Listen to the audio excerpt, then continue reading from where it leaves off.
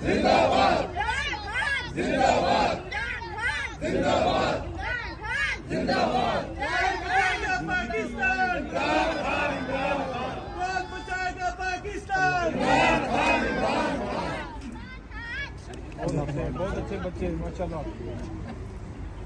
लहू पर कर्ज होती जा रही है, लहू पर कर्ज होती जा रही है, बगावत फर्ज होती जा रही है।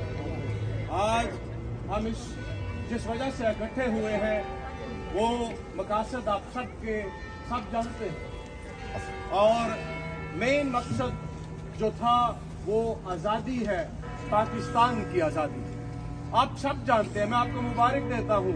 अब वो लोग हैं जिनको पता चल गया कि पाकिस्तान गुलाम था और एक गुलामी से जान छुड़वाकर हम एक दूसरी गुलामी में चले गए।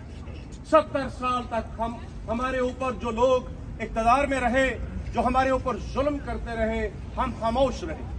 हमें ये पता तो था कि हो क्या रहा है, जुबान नहीं थी।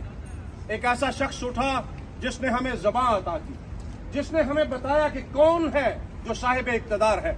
ये जमहूरियत का खेल हम बहुत देख चुके हैं। इस जमहूरियत के खेल ने हमारे पाकिस्तान को बड़ा नुकसान पहुंचाया। वो करप्ट लोग हमारे ऊपर मुसल्लत होते रहे, जिन्होंने इस मुल्क का खून चूसा, हमारे बच्चों का खून चूसा, जिन्होंने इस मुल्क को नुकसान पहुंचाया।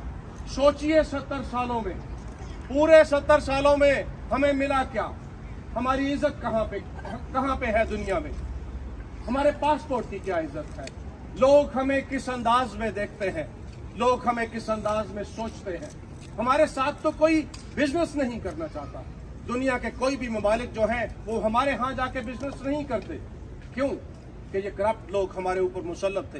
ये मुसल्लत करने वाले कौन थे ये जान गए हैं आप, और इन्हीं के खिलाफ आज हम खड़े हुए हैं। आप इनफ इज इनफ, आप ये कमरों में बंद हमारे ऊपर फैसले मुसल्लत नहीं होंगे। हम जान चुके हैं कि आपने हमारे साथ क्या किया। हम ये जान चुके हैं कि शुरू में ही पाकिस्तान जब बना तो आइन की धज्जियां उड़ाने वाले कौन थे। हम ये जान चुके हैं कि 4 बार हमारे मुल्क के आइन के साथ जो खिलवाड़ हुई वो करने वाले कौन थे। हमारे ऊपर जो जमहूरियत के नाम पर लोग लेके आते रहे वो लोग कौन थे। ताकत का असल सरचश्मा तो आवाम हुआ करती है। ताकत का असल सरचश्मा पाकिस्तान में है कौन? कौन है जो रात को अदालतें लगाता है? कौन है जो एक प्राइम मिनिस्टर को उठा के बाहर फेंक देता है? कौन है जो एक मुल्क का सबसे बड़ा लीडर जिसको गोलियां मार दी जाती है?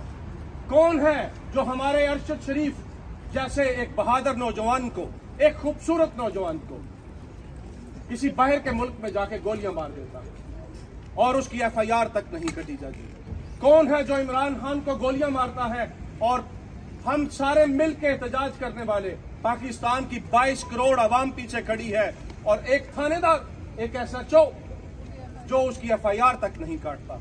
इतने बेबस हैं हम, इतने के गुजरे हैं हम। अब ये नहीं चलेगा। अब हम खड़े हो गए हैं। इंशाअल्लाह आप सब, मेरी बहनें, मेरी बेटियां, मेरे नौजवान, मेरे दोस्त, ये बच्चे जिनका पाकिस्तान मुस्तकबिल है, अब ये मकरूज पैदा नहीं होंगे। हमारे बच्चे यहाँ पर पैदा होते हैं और मकरूज पैदा होते हैं। कौन ले गया है वो सारा पैसा? कौन है जो कर्ज लेता है और हमारे बच्चे जो है वो मकरूज पैदा होते हैं? क्या इन बच्चों का यही फ्यूचर है? क्या हमें जागना नहीं होगा? क्या हमें उठना नहीं होगा? क्या हम इन जागीरदारों के नीचे लगे रहेंगे? क्या ये अदालतें इसी तरह बिकती रहेंगी? क्या ये पॉलिटिशियन इसी तरह हमारा खून चूसते रहेंगे?